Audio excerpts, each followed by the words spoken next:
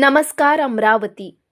अमरावतीत आदिवासी आणि मागासवर्गीय विद्यार्थ्यांचे भविष्य धोक्यात असून या संदर्भात अमरावती युवक काँग्रेस ग्रामीणचे जिल्हाध्यक्ष राहुल सुरेंद्र येवले यांच्या नेतृत्वात जिल्हाधिकारी आशिष येरेकर यांना निवेदन सादर करण्यात आले। निवेदनानुसार पंडित दीनदयाल उपाध्याय स्वयं योजनेचे अनुदान अद्याप थकीत असून शेकडो आदिवासी विद्यार्थ्यांना वसतिगृहात प्रवेश मिळत नाही। त्यांचा निवास, भोजन आणि शिक्षण या सर्व बाबतीत गंभीर अडचणी निर्माण झाल्या आहेत। त्याचबरोबर शासकीय मागासवर्गीय वसतिगृहातील निर्वाह भत्त्यांचे वितरण सुद्धा अद्याप झाले नाही। युवक काँग्रेस वतीने राज्य सरकारला इशारा दिला की येत्या 7 दिवसात निधी व भत्ता विद्यार्थ्यांच्या खात्यात जमा केला नाही तर तीव्र जनआंदोलन सुरू करण्यात येईल। अमरावती जिल्ह्यातील आदिवासी आणि मागासवर्गीय विद्यार्थ्यांकरिता ही बाब अत्यंत गंभीर आहे। प्रशासनाने तात्काळ कारवाई करणे आवश्यक असल्याचे निवेदनात स्पष्ट केले आहे। आज संपूर्ण जिल्ह्यामध्ये आदिवासी विकास विभागामार्फत पंडित दीनदयाल उपाध्याय स्वयं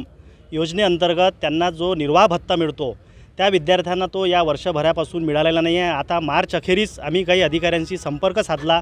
त्यांचं असं म्हणणं आहे की शासनाने आदिवासी विभागाचे काही पैसे 20% लाडली बहीण योजनेवर वरती केलेले आहे। त्यामुळं या विद्यार्थ्यांच्या समोर राहण्याचा, जेवणाचा प्रश्न उद्भवत आहे आणि त्यांनी आता शिक्षण कसं करावं या विद्यार्थ्यांच्या हितासाठी या युवक काँग्रेसच्या माध्यमातून आज आम्ही इथं कलेक्टर साहेबांना निवेदन द्यायला आलेलो आहे।